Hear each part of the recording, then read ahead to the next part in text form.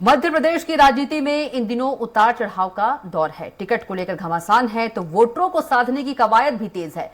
पर इन सबके बीच एक अहम मुद्दा महिलाओं की भागीदारी का है। मध्य प्रदेश में महिलाओं के भागीदारी के मामले में दोनों ही पार्टियां काफी फिसड्डी साबित हुई है। 230 विधानसभा सीटों वाले प्रदेश में महिलाओं की भागीदारी और उनका हिस्सा महज 12 से 13% तक आकर रुक गया है। चुनावी दौर में भले ही महिलाओं के मुद्दों को प्राथमिकता दी गई हो, पर प्रतिनिधित्व के मामले में महिलाओं की भागीदारी हाशिए पर ही खड़ी दिखती है। देखिए इस रिपोर्ट में। अगर महिला मतदाताओं की संख्या इन चुनावों में राजनीतिक दलों को अपनी ओर आकर्षित कर रही है, तो उनके पास महिला मतों को अपनी ओर मोड़ने और इसके लिए कोशिश करने की कई वजहें हैं। ज्यादातर सीटों में महिला मतदाताओं की संख्या लगभग आधी या फिर इससे थोड़ी ही कम है।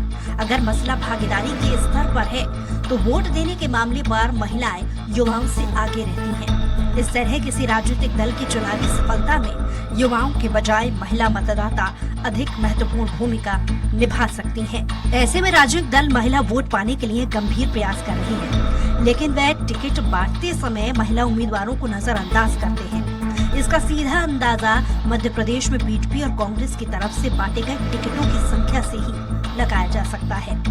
हालांकि राजनीतिक दल चुनावों के लिए अपने उम्मीदवारों की सूची को अंतिम रूप दे चुके हैं, लेकिन अभी तक टिकट वितरण के रुझानों को देखें तो ये साफ है कि किसी भी राजनीतिक दल में महिला उम्मीदवारों को सही हिस्सा नहीं मिला है।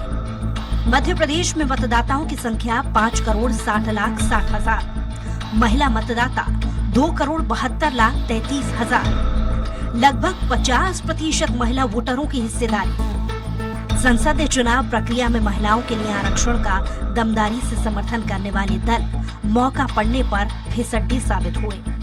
आधी आबादी को 33% आरक्षण का दम भरने वाली बीजेपी, कांग्रेस, बीएसपी, सपा, आप बड़ी पार्टियां मध्य प्रदेश के विधानसभा चुनाव में उन्हें 15% टिकट भी नहीं दे पाई। ये आंकड़ा 12.5% के आसपास ही अटक गया, जबकि मध्य प्रदेश में महिला वोटरों की संख्या कुल वोटरों की लगभग 50% है।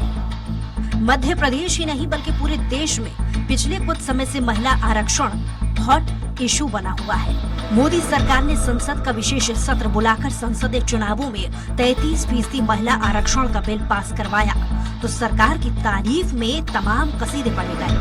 विपक्ष में होने के बावजूद भी बिल का समर्थन करने वाली कांग्रेस इस बात को लेकर अपनी पीठ थपथपाती रही है कि आधी आबादी को 33% आरक्षण मूलतः उसकी सोच है और राजीव गांधी के प्रधानमंत्री काल में ये बिल लाया गया था। लेकिन विधानसभा चुनाव आते ही सब खामोश हो गए। किसी भी दल ने महिलाओं को 33% टिकट देना तो दूर की बात, उसके बारे में सोचा तक नहीं है। सभी का एक ही दावा है कि जीत सकने वाले उम्मीदवारों को टिकट दिया गया है।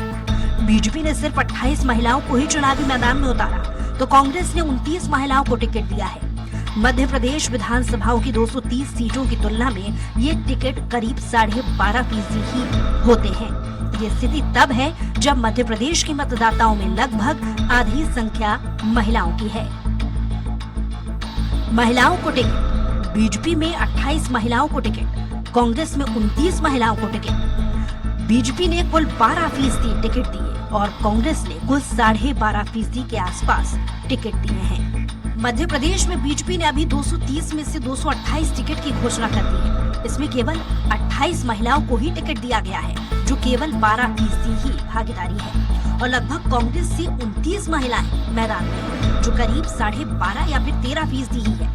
जबकि 230 विधानसभा सीटों में 33% का मतलब लगभग 76 सीटें होती हैं। ऐसे में आंकड़ों के मुताबिक दोनों पार्टियों को मिलाकर भी 76 सीटें नहीं होती हैं। 2018 के चुनावों में भी बीजेपी ने केवल 24 महिलाओं को टिकट दिया था, वहीं कांग्रेस ने तो केवल 11 सीटों पर ही महिलाओं को मौका दिया था। वहीं अगर हम बात करें महिला मतदाताओं की, 2003 में 62.14% महिलाओं ने मतदान किया था। 2008 में 65% मतदान महिलाओं ने किया। 2013 में ये आंकड़ा 70% के आसपास था, जबकि 2018 चुनाव में ये प्रतिशत बढ़कर 74 पर पहुंच गया था। आंकड़ों से साफ है कि भले ही प्रतिनिधित्व में भागीदारी के मामले में महिलाओं को तरजीह नहीं दी जाती, पर महिलाओं के बीच में अपने भविष्य का नियति नियंता यानी कि नेता चुनने में और वोटिंग में महिलाएं लगातार बाहर निकल रही हैं। ऐसे में शिवराज सिंह की लाडली बहना के जरिए महिलाओं को सशक्त बनाने की बात हो या फिर कमलनाथ के वचन पत्र में महिलाओं के लिए किए गए वादे हो, पर आंकड़े और महिलाओं के प्रतिनिधित्व के मामले में दोनों ही पार्टियां महिलाओं को हाशिए पर खड़ा रखती दिख रही हैं।